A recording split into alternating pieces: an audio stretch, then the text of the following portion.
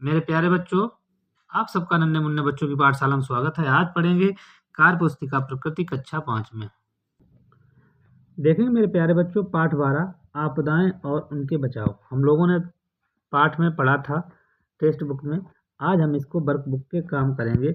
निम्नलिखित में से कौन से वाक्य आपदा की व्याख्या के लिए उपयुक्त हैं, उस पर टिक करिए, गोला बनाइए। अचानक आती है, निर्धारित समय पर आती है, परिचित होती है, आकस्मिक होती है, सही है, अपरिचित होती है, सही है, और ये अनिश्चित होती, सही है, स्थायी नहीं, ये क्षणिक होती है।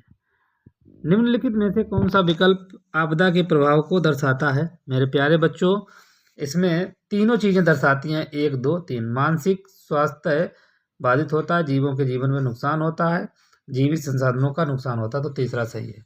निम्नलिखित में से कौन सा एक प्राकृतिक आपदा नहीं है? तो ये बम विस्फोट नहीं है। ये जो बिना बताए आ जाए वो सब प्राकृतिक आपदा होती हैं। बम विस्फोट ये मानव द्वारा किया जाता है।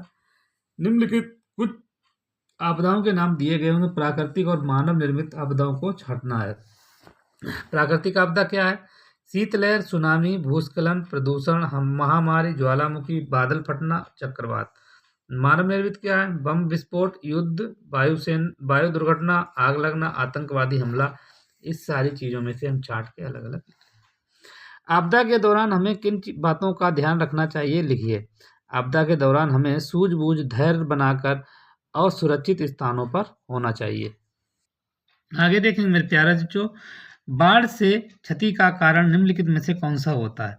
लोगों के घर बह जाते हैं और जानवर डूब जाते हैं, मृदा अपरदन होता है, महामारी फैलती है। तो 1, 2, 3 ये सभी सारी चीज़ें होती हैं।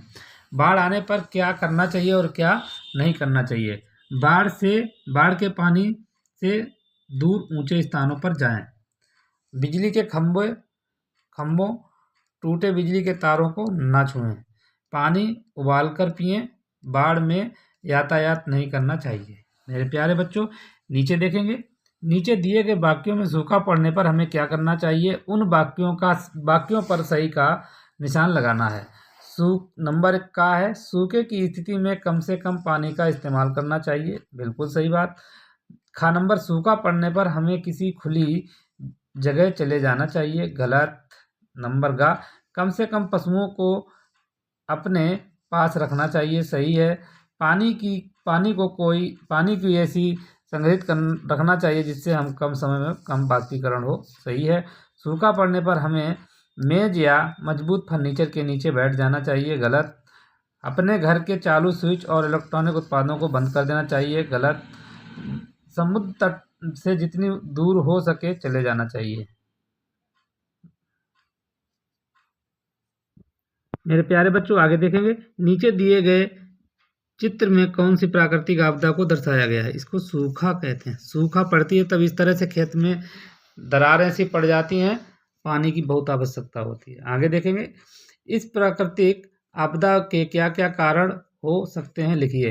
ये स्थिति जब लंबे समय तक वर्षा ना हो, वनों की अत्यधिक कटाई हो जाती है, ग्लोबल वार्मिंग के कारण वर्षा प्रभावित होती रहती है। भूकंप से क्या नुकसान हो सकता है? भूकंप आने से घर, पुल, खंभे, इमारतें इत्यादि चीजें गिर जाती हैं। भूकंप आने पर क्या क्या करना चाहिए और ये सही है या गलत है, कारण सहित अपनी नोटबुक पर लिखेंगे। क्या है? पेट्रोल पंप, मिट्टी के तेल, कंटेनर और सीएनजी पंप से दूर रहें। सही है। अपने आसपास की बिजली के तारों, लोहे की वस्तुओं से ना छुएं। सही है।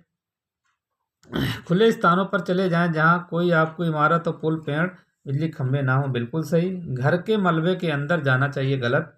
सुनामी कब आती है? समुद्र के नीचे की भूमि में भूकंप होने से, समुद्र के तट पर आने वाली लहरों की गति में बहुत कम होना, समुद्र के तट के आसपास के क्षेत्र जलमग्न हो जाना। उपर्युक्त सभी हैं। नीचे दिए गए चित्र में कौन सी प्राकृतिक आपदा दिखाई गई है? उस आपदा को क्या नुकसान होता है? सुनामी। इसकी अंग्रेजी में इसको सुनामी लिखते हैं। TSUNAMI। देखेंगे। बंदरगाह, घर, सड़कें पूरी तरह से जलमग्न हो जाती हैं। जिससे जन धन यातायात की हानि होती है। और अपने भारत में 26 दिसंबर 2004 को सुनामी आई थी। आगे देखेंगे मेरे प्यारे बच्चों, क्या प्रतिदिन आने वाली हवाओं को तूफान कहा जा सकता है? कारण बताइए। हाँ, जब हवाओं में उच्च गति और दबाव हो तो उसे तूफान कहा जा सकता है। मेरे प्यारे बच्चों, आगे देखेंगे तूफान की संभावना वाले क्षेत्रों में क्या क्या सावधानियां बरतनी चाहिए। लिखिए। घर की सुरक्षा के लिए खिड़कियों एवं दरवाजे को बंद कर लें। आवश्यक बचाव सामग्री जैसे चार्जर, बैटरी, चार्ज, खाद्य पदार्थ, दवाइयाँ पास में रखें। प्रश्न नंबर आगे देखेंगे, नीचे कौन सी प्राकृतिक आपदा का चित्र दिया गया है? इस आपदा से क्या नुकसान होता है? लिखिए। मेरे प्यारे बच्चों, ये भूकंप है, इसे अर्थक्वेक कहते हैं अंग्रेजी में। भूकंप आने से घर, पुल, इमारतें, सड़कें एवं जनधन की इत्यादि की हानि हो जाती है। नीचे कौन सी प्राकृतिक आपदा का चित्र दिया गया है? इस आपदा से क्या नुकसान होता है? ज्वालामुखी। ठीक है, देखेंगे, इसको अंग्रेजी में लिखेंगे। ज्वालामुखी से निकलने वाली आग, लावा और मैग्मा से जानवरों एवं मानवों को जोखिम होता है, जो वायुमंडलीय प्रदूषण बढ़ता है। क्या उपर्युक्त आपदा से कोई लाभ हो सकता है? लिखिए। आपदा के बाद पर्यावरण की सजीवता का अवसर उत्पन्न हो जाता है। लता के घर में खाना बनाते समय रसोई घर में आग लग जाती तो क्या नंबर का यह किस प्रकार की आपदा है? प्राकृतिक या मानव? ये मानव निर्मित आपदा है। घर में आग से बचने के लिए क्या करना चाहिए? घर के बाहर निकलो। घर में आग लगने पर क्या नहीं करना चाहिए? रुकना नहीं चाहिए। जंगल में आग लगने से किस किस को क्या क्या नुकसान होता है? लिखिए। जानवरों और पेड़ पौधों को। आपदा का असर सभी व्यक्तियों पर एक जैसा नहीं दिखाई देता है। लिखिए। आर्थिक स्तर पर, शारीरिक स्वास्थ्य स्तर पर। मेरे प्यारे बच्चों, आगे देखेंगे आपदा के समय कौन कौन सी राहत सामग्री की आवश्यकता होती है? लिखना है। जैसे रस्सी, टॉर्च, माचिस, पानी, फर्स्ट एड, मोबाइल, खाना आदि। आगे है, प्राकृतिक आपदाओं के दौरान लोगों में क्या बदलाव आते हैं? लिखिए। भावनात्मक बदलाव जैसे उत्साह, चिंता, संताप। किसी भी आपदा की स्थिति में संचार के किस माध्यम का उपयोग किया जा सकता है? Mobile, radio, TV. आपदा के समय निम्नलिखित संगठनों के कार्य बताइए। यूनिसेफ का उद्देश्य बच्चों के अधिकारों की सुरक्षा, उनकी स्थिति में सुधार और उनके जीवन को सशक्त बनाना है।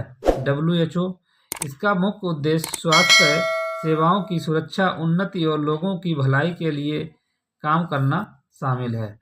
आगे है रेड क्रॉस आपातकालीन परिस्थितियों में चिकित्साएं, खाद्य, आवास सामग्री प्रदान करना होता है। मेरे प्यारे बच्चों, इस तरह से पाठ 12 आपदाएं और उनके बचाव पूरा हुआ। और अपनी भी कॉपी में इसको अच्छी राइटिंग में आराम से धीरे धीरे नोट कर लें। अगर मेरा वीडियो अच्छा लगा हो तो लाइक, शेयर और सब्सक्राइब करें।